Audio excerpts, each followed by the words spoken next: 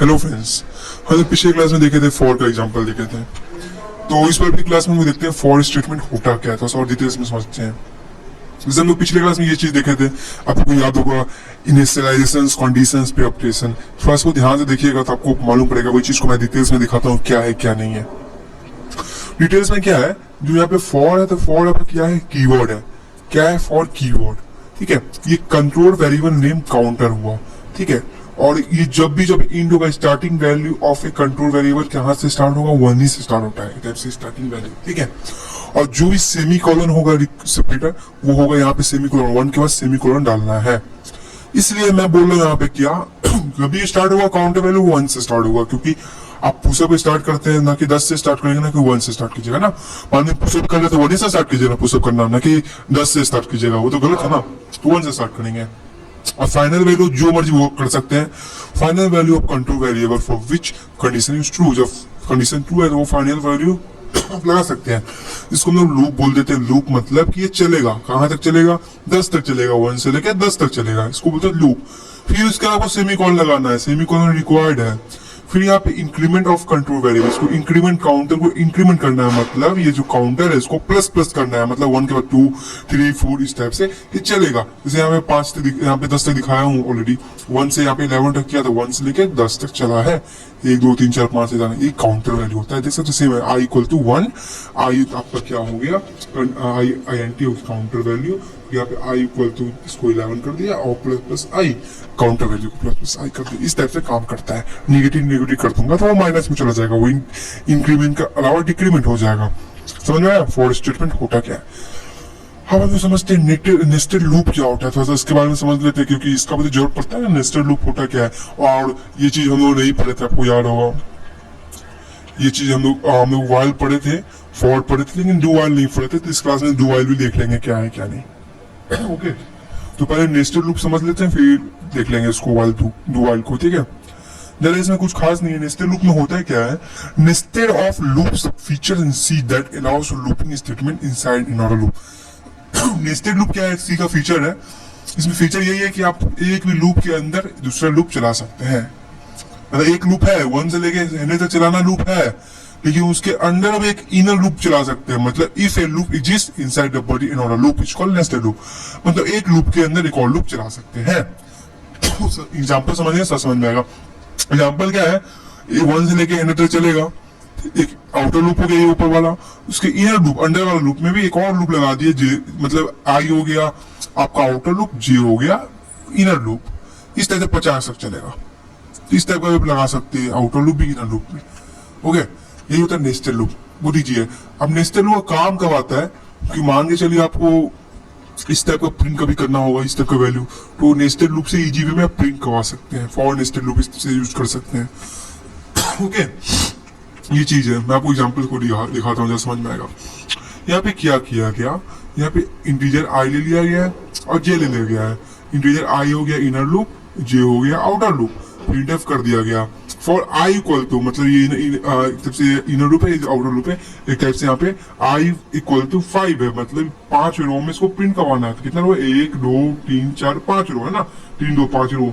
तो आई 5 रो में प्रिंट करवाना है। अब जे में कितना है, 1 से लेके प्लस प्लस कर दिया, मतलब हर रो में एक एक बढ़ेगा।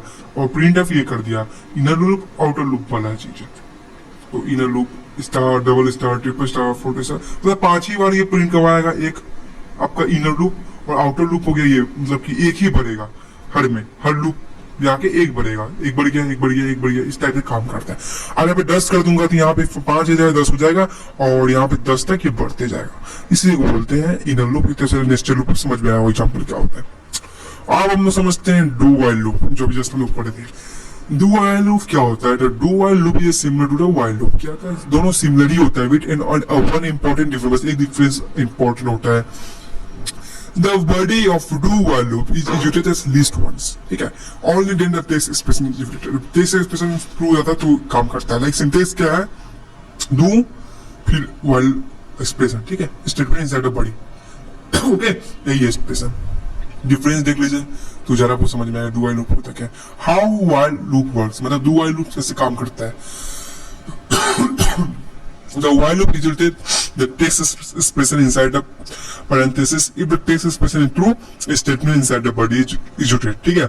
Then the text expression is evaluated again. The process in until this expression is false. If the expression false, the loop is terminated. जब false हो जाता है, loop terminate हो जाता है. दोनों का देख लेते हैं क्या डिफरेंस है. दो while लूप का स्टेटमेंट देख लीजिए, फिर लास्ट में डिफरेंस देखें क्या है क्या नहीं है. दो देखिए, यहाँ पे आप देख सकते हैं दो के साथ while लगा, वैसे वहां पे सिर्फ while लगा हुआ था, दिखा सकते हैं.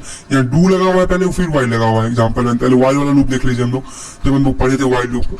यहाँ पे while लूप ये ना while, ये वाला while लूप हम लोग पढ़े थे. यहाँ पे सिंपल सीधा लगा दिया, देख सकते हैं यहाँ पे while लगा दिया, while लगा के चला दिया. वहां पे डू पहले लगाया फिर while चलाया. मतलब समझ में आया आपको? वो ट्रू हुआ तो ही चलेगा.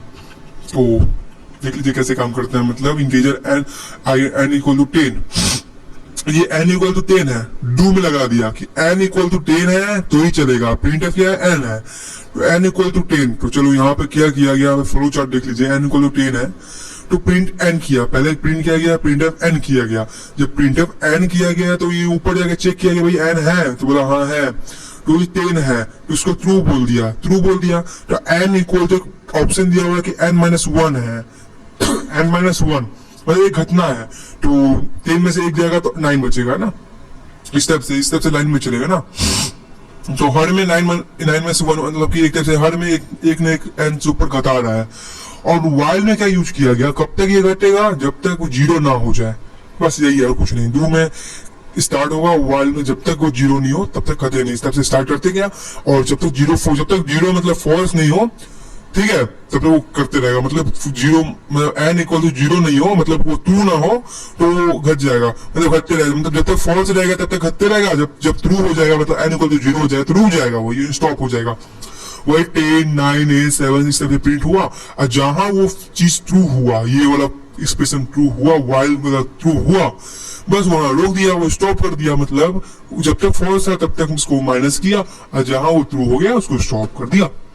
ये डू वाइल स्टेटमेंट का काम है. डिफरेंस देख लीजिए वाइल और डू वाइल में, थोड़ा सा आपको ज्यादा समझ में आएगा difference between while and do while. Condition specific at the top, condition maintain bottom. Do while में क्या बॉटम यूज किया है, जैसे बॉटम में वाइल ओपन टॉपी में यूज किया था. Body statement are executed then when the condition is satisfied. Body क्या करेगा, एग्जीक्यूट करेगा जब कंडीशन सेटिस्फाई करेगा. Body statement are executed list as one expression value is false. ठीक है, it is integrate control loop, it is exit control loop. ये exit control loop है. Exit कैसे है, यहाँ पे देख सकते हैं एग्जिट है ना, लास्ट में ये एग्जिट काम किया. सिंटेक्स क्या है, while कंडीशन स्टेटमेंट लगा दो. इसमें दो लगाओ, फिर स्टेटमेंट लगाओ, फिर while कंडीशन लगाओ. इसमें सिंपल while लगाओ, कंडीशन लगा दो, फिर स्टेटमेंट कर दो.